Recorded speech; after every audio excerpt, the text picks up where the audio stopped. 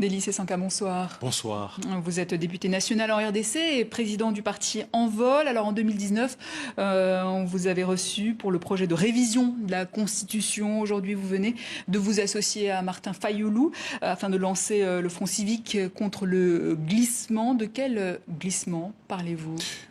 Il s'agit ici d'une convergence de points de vue entre les forces politiques et sociales qui avaient été consultées par le G13. Et dans le cadre de notre déclaration du 9 juin dernier, nous en avons appelé à ce que tous ceux qui sont pour un consensus sur ces réformes électorales puissent se mobiliser dans un front civique autour des objectifs que nous nous sommes donnés dans la feuille de route que nous avons dénommée l'agenda citoyen. Il n'y a pas que Martin Fayoulou, il y a encore récemment la Lucha qui a lancé un appel allant dans ce sens. Donc il est question d'indépendance de la CENI et de ses membres. Il est question de l'indépendance de la CENI, du respect des délais en ce qui concerne la tenue des élections, de l'exigence d'avoir les élections en 2023 qui soient véritablement inclusives, démocratiques, libres, en tout cas meilleures que ce que nous avons connu par le passé. Et il y a un axe des réformes sous lesquelles les forces s'étaient mises d'accord lorsque le G13 avait amorcé son action de consultation, ce qui a été rendu d'ailleurs aussi dans le discours du président lorsqu'il a initié l'union sacrée au sein des institutions.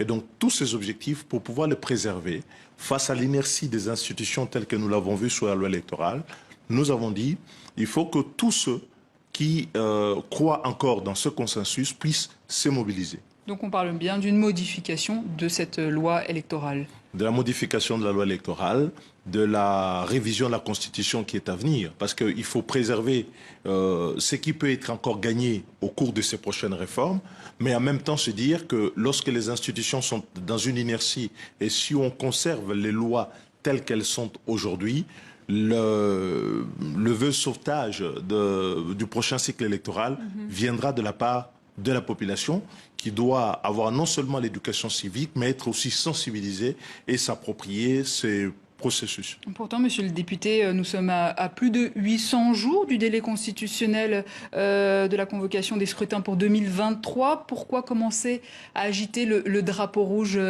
maintenant? Parce que le processus électoral, comme vous le savez, est un processus au long cours. Les processus électoraux supposent non seulement les éléments organiques que l'on est en train de mettre en place, les choix, les options politiques en ce qui concerne la politique électorale, mais aussi les contraintes logistiques. Nous sommes un pays énorme, la mobilisation des moyens. Et si nous voulons éviter à coup sûr de tomber dans le glissement comme nous l'avons eu avant, il faut que dès à présent, comme nous l'avions alerté à l'époque depuis l'année dernière, que tout le monde soit mobilisé sur la faisabilité de ces élections en 2023. Jean-Pierre Bemba et Moïse Katumbi, que vous avez soutenus, vous suivent dans ce combat?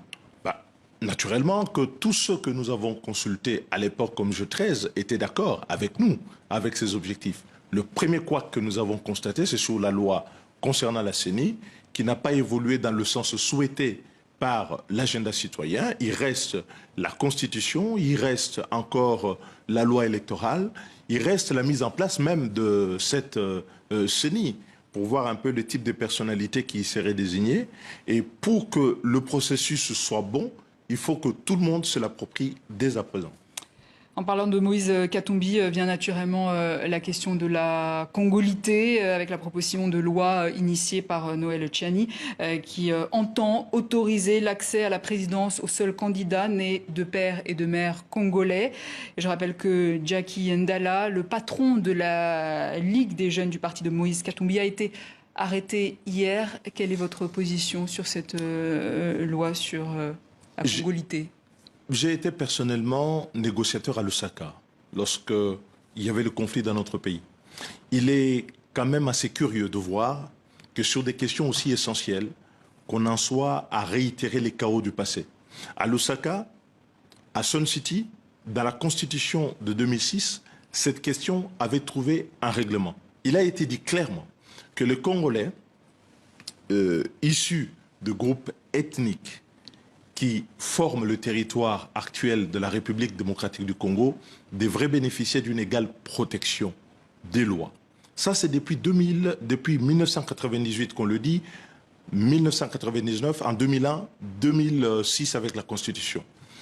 Sur ces sujets, revenir aujourd'hui avec un débat qui est fait de l'ethno-nationalisme, qui délite le sentiment d'appartenance à la nation, qui divise le pays, nous pensons que le président de la République, en tant que garant de l'unité nationale, symbole de l'unité nationale, doit faire taire ce type de débat. Et il ne l'a pas fait suffisamment. Et il ne l'a pas fait suffisamment. Il devrait être beaucoup plus ferme, direct, pour que cela s'arrête. Parce que l'avenir du Congo ne peut pas s'élire à l'aune de la tribalité, de l'ethnie, de la distinction des races. L'avenir du Congo, c'est de pouvoir rassembler toute cette diversité et de réaffirmer que par rapport aux solutions que nous avions trouvées par le passé, celles-ci doivent demeurer. Et au fond, vous savez, la loyauté ne se niche pas dans la généalogie des ethnies ou de races. Et ça, nous l'avons vu. Et le président de la République, sa parole est attendue sur ce point.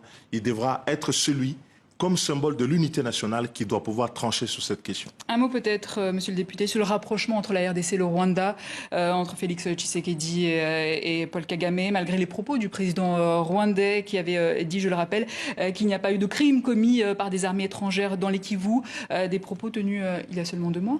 Oui. Quelle est votre position ? Mais écoutez, vous savez, la paix dans la région des Grands Lacs constitue une attente majeure pour toutes les populations de cette région. Mais en même temps, les progrès qui sont faits aujourd'hui par les accords bilatéraux sont un peu piégés, si vous voulez, par des conflits latents qui existent tout de même dans la région. Si on veut que le Congo soit demain à la table et puis jouer véritablement son rôle, et je remarque que l'Ouganda signe avec le Congo, le Burundi, le Rwanda, mais entre eux, ils ne se parlent pas.